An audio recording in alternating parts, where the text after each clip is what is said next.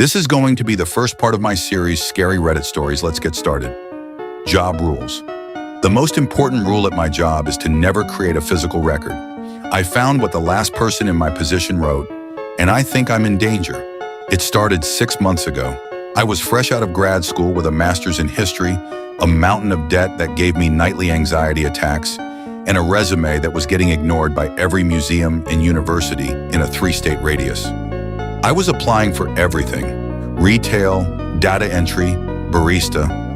I was about 2 weeks from having to crawl back to my parents' spare room when I saw the ad. It was discreet, posted on a high-end academic job board I'd forgotten I even had an account for. Archival associate, the foundation, discretion, precision, and an exceptional capacity for recall are paramount. No formal experience required. Generous compensation. Generous was an understatement. The salary they listed was more than my parents make combined. I figured it was a typo or a scam, but I was desperate, so I polished my CV and sent it in, not expecting to hear back. They called me the next day. The woman on the phone had a smooth voice, but with a weight to it. She didn't ask about my experience or my degree. She asked me a series of bizarre questions. When you were 10, what was the pattern on the wallpaper in your grandmother's kitchen? Describe the cover of the third book you see when you picture your childhood bookshelf. What was the name of the street sign you passed just before turning onto your current road this morning? Luckily for me, my brain is just sticky. Details cling to it, and I know for a fact that it's a photographic, sensory thing. I can close my eyes and walk through my grandmother's house, feel the cool linoleum under my feet, smell the potpourri she kept in a bowl on the sideboard. I answered her questions and she said, "Please be at this address tomorrow at 9 a.m. sharp. Dress for an interview." The address was a downtown monolith, a skyscraper with no name on the facade, just an elaborate interlocking symbol above the heavy bronze doors that looked like a stylized knot. The lobby was a cavern of marble and silence. The air was cool and still, like a cathedral. A man in a simple, perfectly tailored gray suit met me and led me to an elevator, then up to a floor that had no button. He used a key. The interview was with a man I now know only as the supervisor. He was ageless, with pale eyes that seemed to look right through me. He explained the job. It was simple, he said, deceptively so. Each day, I would be given a single photograph. My task was to study that photograph from 9 a.m. to 5 p.m. I was to absorb it, to commit every single detail to memory. The play of light, the grain of the image, the expressions on the faces, the stitching on a coat, the cracks in a sidewalk, the reflection in a window. "You will become the living record," he said, his voice a low hum. "You will not write anything down. You will not make any copies. You will not discuss your work with anyone. At 5 o'clock, I will collect the photograph and you will watch me incinerate it." The foundation's motto is Quaedam Optime Memorandum. Some things are best remembered. It was the strangest job I'd ever heard of, but the debt was on my chest, and the number on the contract he slid across the mahogany desk could change my entire life. I signed. My workspace was in a vast, circular room that felt like a panopticon. Dozens of identical wooden carrels were arranged in concentric rings, all facing a central pillar. Each carrel was a small, 3-sided booth with a comfortable chair, a desk, and a single lamp. There were maybe 30 other people in the room, but the only sound was the soft rustle of clothing and the low, ever-present hum of the building's climate control. No one spoke. No one even looked at each other. They were all just like me, head down, focused, with an intensity that was almost unnerving. They had the same look I saw in the mirror every morning, a mixture of intelligence and quiet desperation.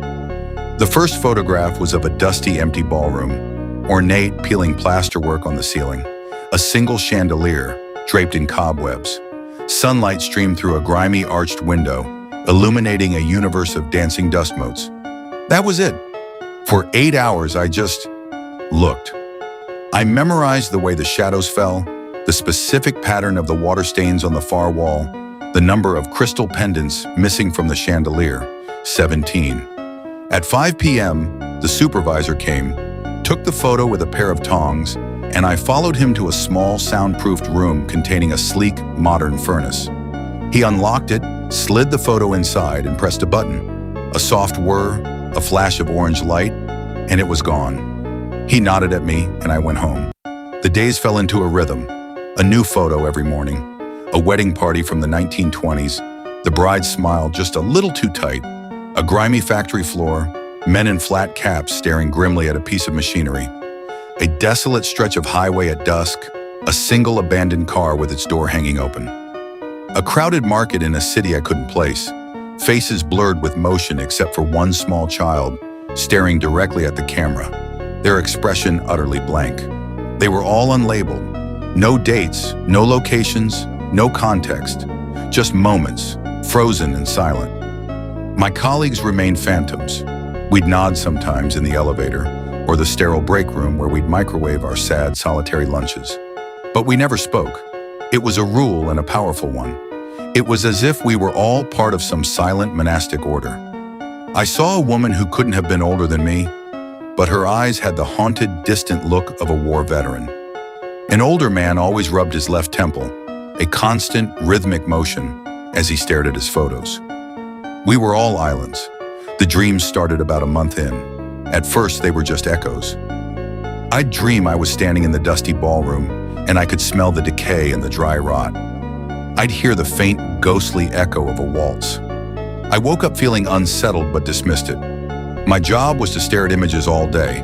Of course, they'd creep into my subconscious, but they got stronger. After a week spent memorizing a photo of a grim-faced family on a sagging porch in what looked like the Dust Bowl, I had a dream where I was the father. I could feel the rough, splintered wood of the porch railing under my hand, the grit of dust between my teeth, the gnawing, hopeless hunger in my stomach. I felt a desperate, protective love for the woman and children beside me, a love so fierce and painful, it made my chest ache when I woke up. The day I studied a photo of a collapsed mine entrance, I spent the night dreaming of darkness, the oppressive weight of the earth above me, the taste of coal dust, the chilling, subterranean cold that seeps into your bones. I heard the shouts of other men, muffled and terrified, in the groan of shifting rock. I woke up gasping for air, my pajamas soaked in sweat, my throat raw from screams that had been trapped in my sleeping mind. This became the new normal. Every night, I was a tourist in someone else's tragedy. I was a soldier in a trench, the mud sucking at my boots, the smell of cordite and fear thick in the air. I was a lone woman in a lighthouse, the storm winds howling around me like a hungry beast, the waves crashing against the stone with the force of cannonballs. I was a witness to car accidents, fires, arguments steeped in a quiet, venomous rage. I was living 100 different lives, and none of them were my own. My own life began to feel thin and unreal. I'd be walking to the grocery store, and the texture of the modern pavement would feel strange, alien. The bright colors of the cereal aisle seemed garish and loud compared to the sepia and black and white worlds I inhabited every night. My own memories started to get fuzzy. I had to really concentrate to remember my college roommate's name, but I could tell you the exact pattern of the rust stains on the hull of a shipwreck I'd studied for 8 hours 3 weeks prior. The first major crack appeared on a Tuesday. I had spent the day with a particularly haunting photograph. It was a street corner sometime in the late 70s, judging by the cars and clothes. A crowd was gathered, looking at something just out of frame. Their faces were a mixture of shock and morbid curiosity. But my focus for 8 hours had been on one man at the edge of the crowd. He was younger, maybe in his early 20s, with a thick mustache and a denim jacket. He wasn't looking at whatever the main event was. He was looking away, his face pale, his eyes wide with a specific, personal terror. He was the only one who looked truly afraid. That evening on my way home, I saw him. I was waiting to cross the street, and he was on the other side. Older, of course. His mustache was gray, his face lined with the intervening 40-odd years. But it was him. The same wide-set eyes, the same shape of the jaw. The denim jacket was gone, replaced by a rumpled tweed coat, but it was unmistakably the man from the photograph. I froze. My heart slammed against my ribs. It had to be a coincidence, a trick of the light, my overstimulated brain making connections that weren't there. But then he turned his head, and his eyes met mine across the 4 lanes of traffic. Recognition dawned on his face, and then horror, the exact same expression from the photograph. A raw, gut-wrenching terror that seemed to suck all the air out of the space between us. He looked at me as if I were a ghost, as if I were the very thing he'd been running from on that street corner all those years ago. He stumbled backward, turned, and practically ran, disappearing into the evening crowd. I stood there for a long time, the traffic lights cycling from red to green to red again, the world moving on around me while my own had just ground to a sickening halt. That was when the paranoia began in earnest. The silence of the archive, once peaceful, now felt predatory. The hyper-focus of my colleagues no longer seemed like professional dedication. It looked like a desperate attempt to keep something at bay. I started watching them more closely. The man who rubbed his temple, his hand would sometimes twitch, his fingers splaying as if trying to ward something off. The young woman's haunted eyes would occasionally flick towards an empty space in her carrel, her breath catching for a second before she forced her gaze back to the photo. I had to know what was going on. I broke the cardinal rule. I waited for the temple-rubbing man in the break room. He was nuking a container of what looked like plain rice. I walked up to him, my heart thudding. "Excuse me," I said, my voice sounding rusty and loud in the quiet room. He flinched. He didn't just turn, he physically recoiled, his back hitting the counter. He looked at me with wide, panicked eyes, shaking his head frantically. He grabbed his rice, the microwave beeping insistently, and almost ran from the room, never once making eye contact. He didn't say a single word. The message was clear. We don't talk. We can't talk.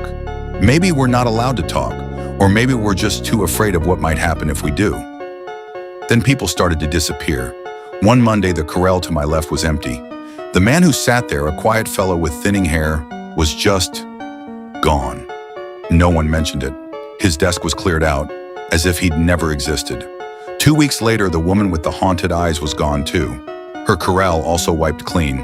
There was no internal memo, no farewell card, just a silent, growing void in our ranks. Were they fired? Did they quit? Or was it something else? I was spiraling. My apartment no longer felt like my own.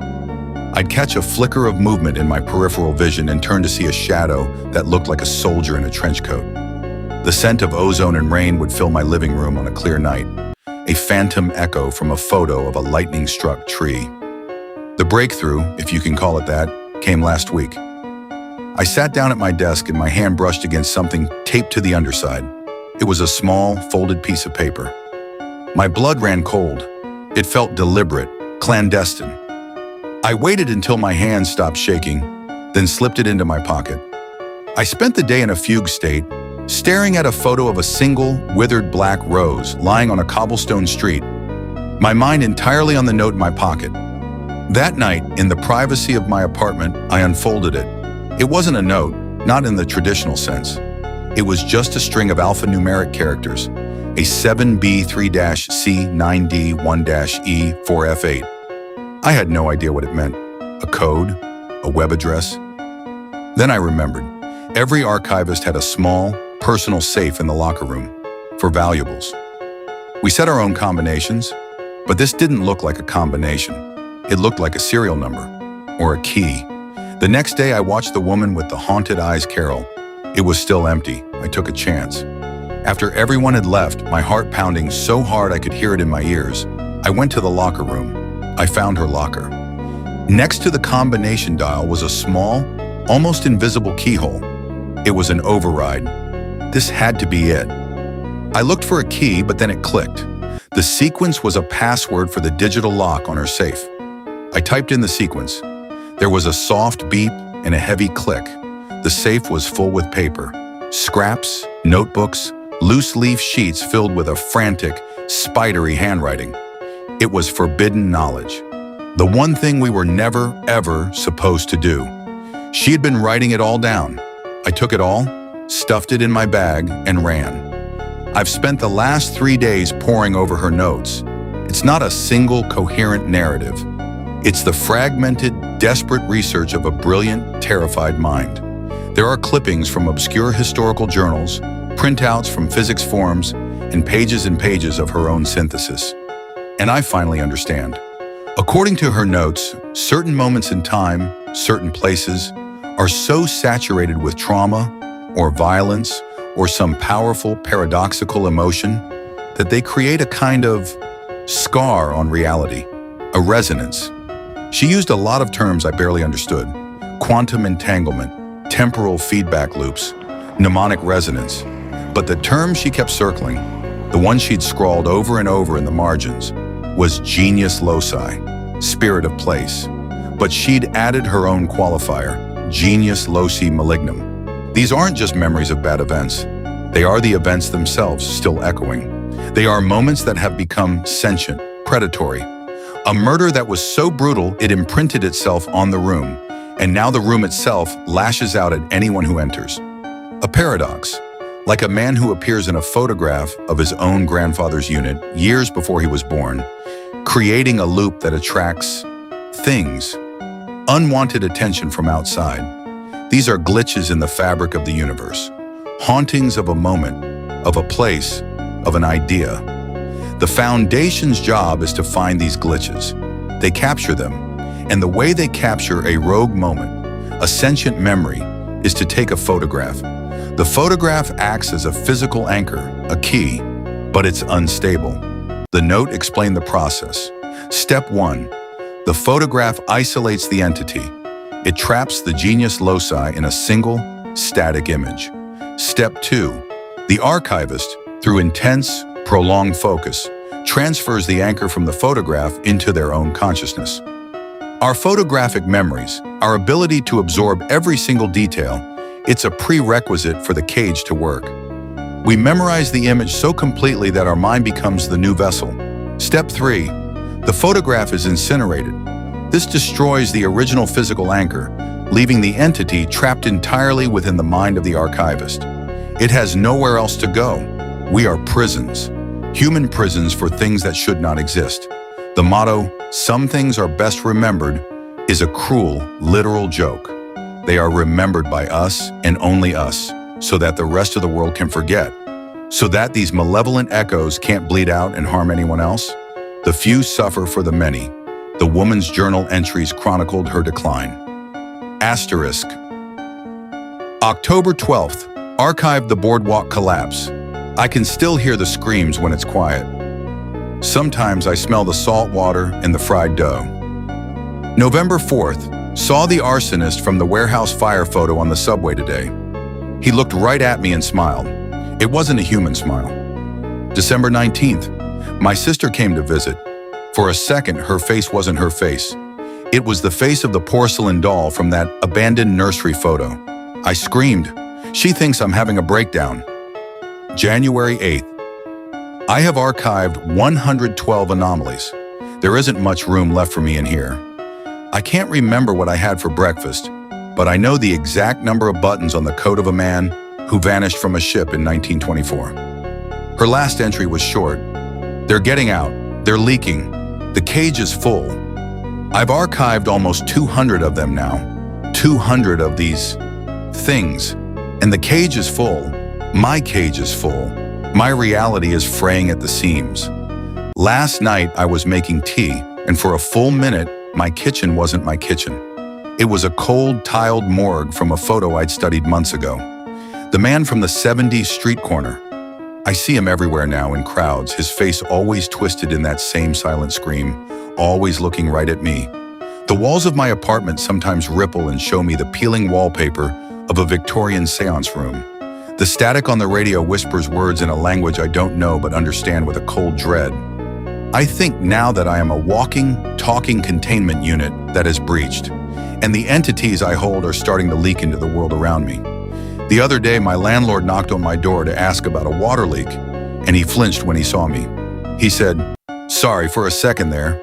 You look like someone else. A lot of someone else's."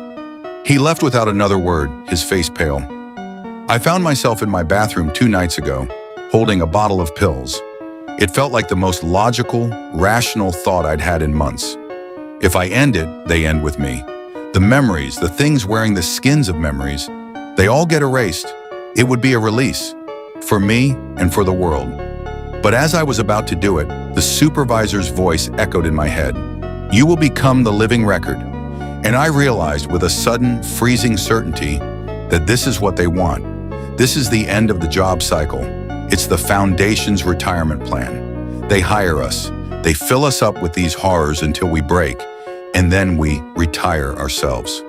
It's clean, efficient, and it completes the final incineration. So now I'm trapped. I can't go on like this. I'm losing myself. My own memories feel like old, faded photographs compared to the vivid, high-definition nightmares I'm forced to carry. But I can't kill myself because that's playing their game. That's letting them win. That's doing their dirty work for them. Is there another way? Can you fight a memory? Can you exorcise an event? I'm sitting in my apartment right now. The lights are flickering. In the reflection of the dark screen, my face is a flickering montage of 100 others. A soldier, a bride, a factory worker, a terrified man on a street corner. The hum of the building sounds like a waltz, then like the roar of a fire, then like the howl of a storm at sea. They are all in here, and they want to get out. What do I do?